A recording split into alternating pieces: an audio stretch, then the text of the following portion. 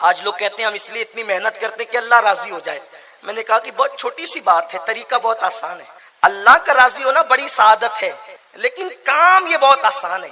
बहुत छोटा सा काम है जिसकी वजह से अल्लाह राजी होता है। अनस इब्न मालिक ने पूछा, मेरे आका मालिक व मुख्तार नबी ये बताएं अल्लाह राजी कैसे होगा और पता कैसे चलेगा? अच्छा, सारी जिंदगी लोग नमाजें पढ़ते रहे, इबादतें करते रहे, तिलावत करते रहे, लेकिन किसी को सर्टिफिकेट नहीं मिला कि अल्लाह राजी हो गया। यही तो बात है ना, किसी को सर्टिफिकेट नहीं मिला सिवाय सहाबा के या औलिया अल्लाह के। उनको इसलिए सर्टिफिकेट की बात करता हूँ कि रदी अल्लाह अन्हुम व रदू अन ज़ालिका लिमन खशिया रब्बा कह करके खुदा ने उनसे रजा का ऐलान किया।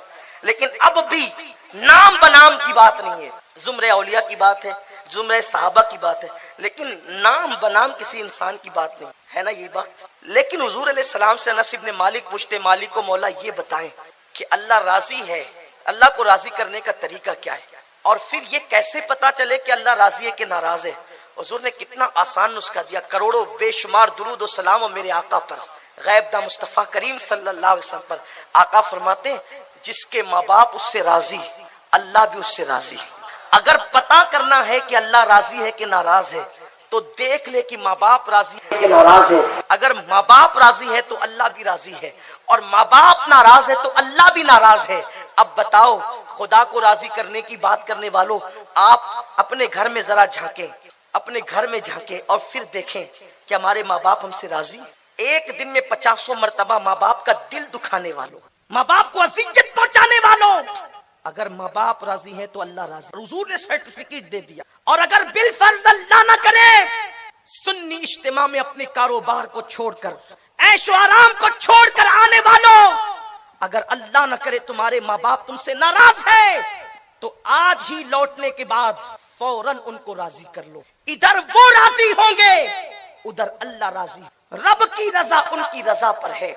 और माँ बाप को राजी करना कितना आसान है, कितना आसान है। अरे अगर वो नाराज हो जाए, उनके गले लिपट करके कह दो तुम मुझसे राजी हो कि नाराज, फौरन राजी हो। उनके मुंह में कोई लुकमा डाल दो तो उनको कितना अच्छा लगता है। उनके कदम चूम लो। मेरे आका फरमाते, जन्नत का दरवाजा चूमने के मुतरादिफ है। लेकिन कहाँ है वो माँ बाप की अजमत, कहाँ है वो माँ बाप का मकाम? मेरे आका सल्लल्लाहु अलैहि वसल्लम ने फरमाया, जिसके माँ बाप नाराज है, मुझे डर लगता है वो मरेगा तो काफिर होकर मरेगा। घंटों फोन पर लड़कियों को मनाने वालों, ये झूठी मोहब्बतों के जाल में अपने आप को तबाह करने वालों, अपने पैसों को नाजायज हराम कामों में खर्च करने वालों, जितने पैसे तुम नाजायज और हराम कामों में खर्च करते हो, अगर उसका थोड़ा सा हिस्सा भी माँ बाप पे खर्च करो तो उनके दिल से दुआएं निकली। और माँ बाप की दुआ कभी रद्द नहीं होती। और साथ ही साथ अगर अल्लाह की तरफ पलटोगे तो जो पलटता अल्लाह की तरफ, अल्लाह उसको माफ कर देता है। जो रोए, जो गिड़गिड़ाए, गुनाहों को याद करे, खुदा को मनाने की कोशिश करे। अल्लाह को मनाने का सबसे आसान तरीका यह है कि उसकी बारगाह में आंसू पेश करे। उसको आंसू बहुत पसंद है, मोमिनों के आंसू जो मोहब्बत में निकलते हैं। अल्लाह फरमाता है, मुझे 2 कतरे बहुत पसंद है। एक तो जो मेरे खौफ और मेरी मोहब्बत से मोमिन की आंख से आंसू निकलता है वो आंसू, और दूसरा जो शहीद के खून का कतरा जमीन पे गिरता है वो कतरा। 2 कतरे मुझे बहुत पसंद। अगर किसी की आंख से मक्खी के सर के बराबर भी आंसू निकल जाए तो अल्लाह उसके चेहरे पर जहन्नम की आग को हराम कर देता। इसलिए बुजुर्गान दीन का तरीका यह था कि जब अल्लाह की मोहब्बत में उनकी आंख से आंसू निकलते थे तो उन आंसुओं को पूरे चेहरे पे मल लिया करते, क्योंकि आंसू का असर जहां जहां होगा वहां वहां जहन्नम की आग असर नहीं करेगी। अल्लाह के लिए रोना सीखो। अल्लाह को मनाना है तो आंसुओं की सौगात पेश करो। अल्लाह ताला बहुत जल्दी मान जाता है। सबको मनाना मुश्किल है, रब को मनाना आसान है। आखिरी में एक बात करूं, अल्लाह की रहमत से मायूस नहीं होना। कितने ही गुनहगार हो, खुदा को राजी करो, खुदा को मनाओ। कैसे कैसों ने खुदा को आवाज लगाई, मेरे अल्लाह ने उनको कैसे मर्तबे अता किए। मुझे यहाँ पर एक बात याद आती है ताकि आपका हमारा ईमान पुख्ता हो। देखो, हुजूर अलैहिस्सलाम से अगर दिल लगाओगे, पहली बात तो दिल लगाने का तरीका क्या है ये बता दो, क्योंकि हम लोग बार बार इश्क रसूल की बात करते हैं, लोग परेशान ही रहते हैं इश्क रसूल मिलेगा कैसे। पहली चीज, दुरूद शरीफ की कसरत करें। बावजूद है दुरूद शरीफ कसरत से पढ़े, इश्क रसूल पैदा होगा। नाते सुने, इश्क रसूल पैदा होगा। कुरान की तिलावत करें, इश्क रसूल पैदा होगा। आकाए करीम सल्लल्लाहु अलैहि वसल्लम की सीरत पढ़ें, इश्क रसूल पैदा होगा। और लेकिन इश्क जबानी दावे वाला ना हो, इश्क वो हो अच्छा ये भी हुजूर की सुन्नतों पर अमल करे, इश्क रसूल पैदा होगा। क्यों? क्योंकि सुन्नतों पे अमल का मतलब क्या हुआ? सुन्नतों पे अमल का मतलब क्या हुआ? सुन्नतों पे अमल का मतलब ये है हुजूर जैसे बैठते थे ऐसे बैठो, यानी हुजूर की नकल करो। जैसे मिसवाक करते थे वैसे मिसवाक करो, जैसे खाते थे वैसे खाओ, जैसे चलते थे वैसे चलो।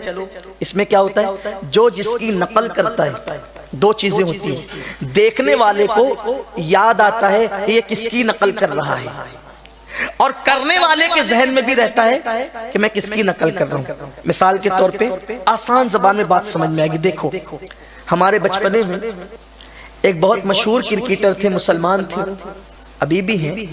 तो जब वो मैदान में दौड़ते थे इत्तेफाक से उनके गले में तावीज था, तो वो तावीज जब दौड़ते थे वो क्रिकेटर, तो वो तावीज इस तरह उछलता था दौड़ने में।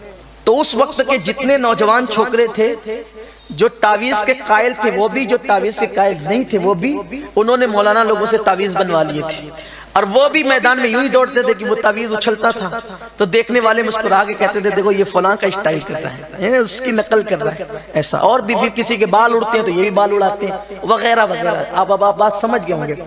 तो जिसने तावीज उड़ाने को अपना स्टाइल बनाया, अपनी जिंदगी की पहचान बनाई, तो जिस के गले का तावीज उड़ने लगा दौड़ने में क्रिकेट के मैदान में, तो उसको वो क्रिकेटर देखने वालों को याद आया।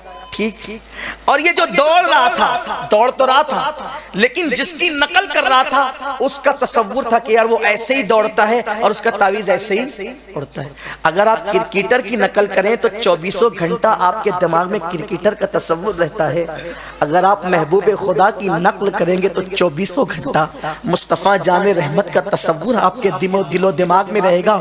और जिसके दिलो दिमाग में इसीलिए तो हुजूर अलैहिस्सलाम ने खुद फरमाया सल्लू कमा रायतुमूनी उसल्ली, नमाज ऐसे पढ़ो जैसे मुझे पढ़ते देखते हो, यानी मेरी नकल करो नमाज में। वो लोग भी कितने नादान है बेचारे जो कहते हैं नमाज में नबी का ख्याल नहीं आना चाहिए, लेकिन नबी पाक कहते हैं मेरी नकल करो। नकल करने का मतलब क्या है? जिसकी नकल की जाती है नकल करने वाले को भी याद आती है और जो देख रहे होते हैं उसको भी याद आती है। तो नबी पाक खड़े हुए तो कयाम हो गया, झुक गए तो रुकू हो गया, पेशानी को आजिज़ी से रख दिया तो सजदा हो गया। अताए मुस्तफा को इख्तियार करो, हर चीज में हुजूर का ख्याल रहेगा। अब जिसके दिल में हुजूर बस जाते हैं, हुजूर की मोहब्बत पैदा हो जाती है। आशिक़ रसूल की पहली पहचान ये है। बात इख्तिताम की तरफ जा रही है, लेकिन आपकी तवज्जो माओ और बहनों की भी, आप सब की, कि जिसको हुजूर का इश्क नसीब हो जाता है फिर वो अपनी मर्जी नहीं चलाता, वो महबूब की मर्जी पे का ख्याल करता है। महबूब को क्या पसंद है? सुबह फजर में उठना पसंद है, तो फिर वो सुबह फजर में उठ जाता है। आज लोग कहते हैं मौलाना आंख नहीं खुलती, यार क्या करें, बहुत कोशिश करते हैं आंख नहीं खुलती। मैं कहता हूं अगर सुबह जिम जाना हो तो आंख खुलती है, सुबह ट्रेन पकड़ना हो तो आंख खुलती है, सुबह बस पकड़ना हो तो आंख खुलती है, सुबह नौकरी पे जाना हो तो आंख खुलती है।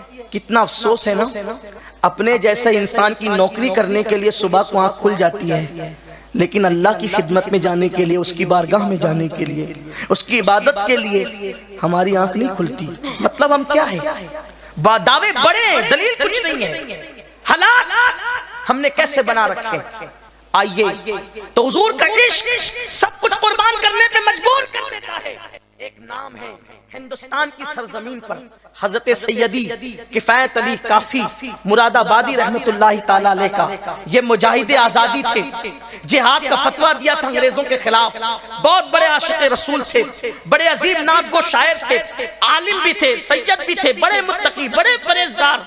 लेकिन जब इन्होंने मुल्क हिंदुस्तान को आजाद कराने के लिए जिहाद का फतवा देने वाले उलमा की तायीद की, तो इनको मुरादाबाद की जेल में कैद कर दिया गया। और कैद करने के बाद अंग्रेजों ने सजा सुनाई कि काफी मुरादाबादी को जेल में फांसी दे दी जाएगी। फांसी दी जाएगी। दो चीज है, या फतवा वापस लो या फांसी के फंदे पे चढ़ो। काफी ने कहा था अगर मैं फतवा वापस लेता हूं तो फिर मुसलमानों के फतवे पर कौम कभी एतबार नहीं करेगी।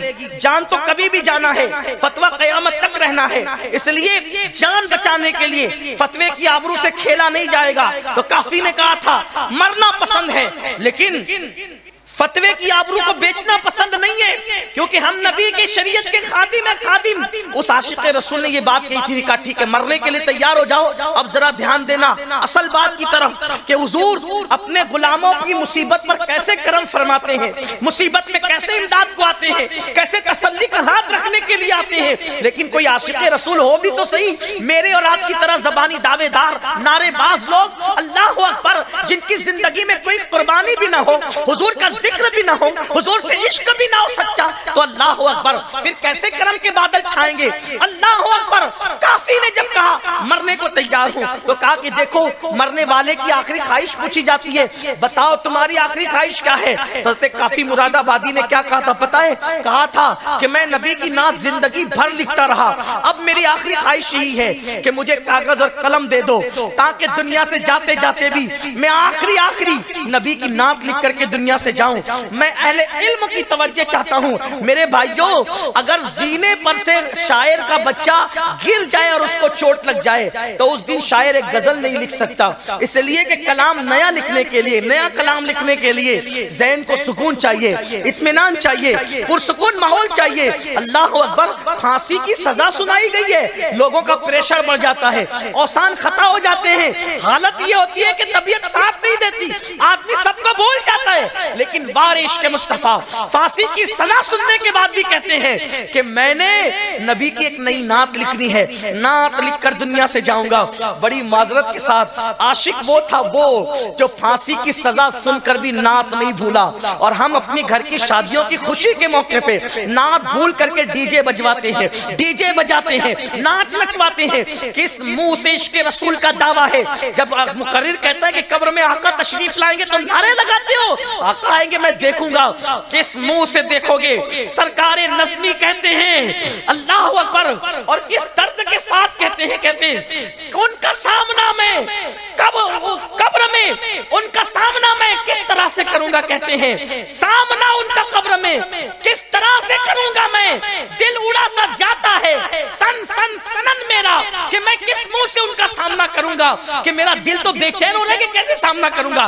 बेटी की शादियों में नचवाने वालों, डीजे बचवाने वालों, हराम कर्जा सूद का लेकर अपनी बिरादरी में नाक ऊंची करने के लिए, झूठी शान बताने के लिए शादियों में हजारों सैकड़ों हराम काम करने वालों, कभी हमने सोचा कि वो आशिक था आशिक जिसने मौत के मुंह में भी नबी को फरामोश नहीं किया, नहीं भूला। हम खुशियों में हुजूर को भूल जाते हैं, खुशी के मौके पे आकर को भूल जाते हैं। हम कैसे आशिक रसूल है। काफी ने कहा था नात लिखूंगा। बहरहाल दस्तूर है दुनिया का, आखिरी ख्वाहिश तो पूरी ही की जाती है। कागज और कलम लाया गया और काफी ने वो नात लिखी।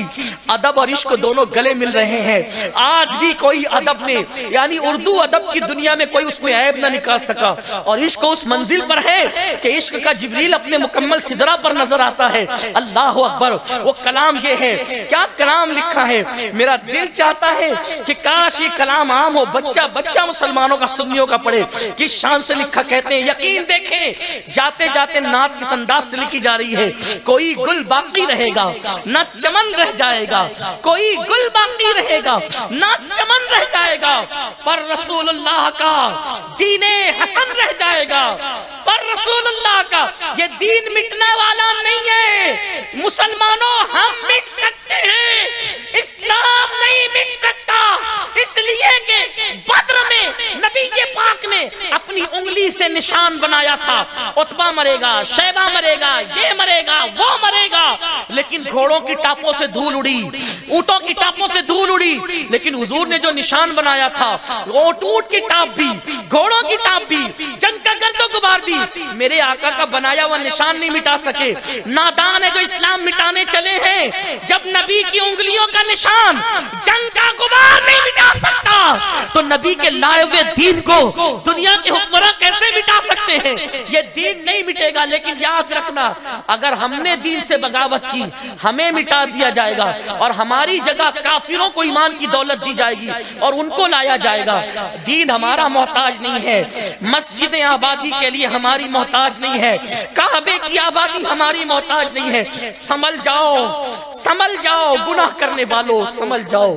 शराब की अड्डों पे जाकर कतार लगा कर शराब पीने वालों, सूद और जिना को आम करने वालों, कुदरत उन कौमों को मिटा देती है जो कौम अल्लाह से बगावत करती है।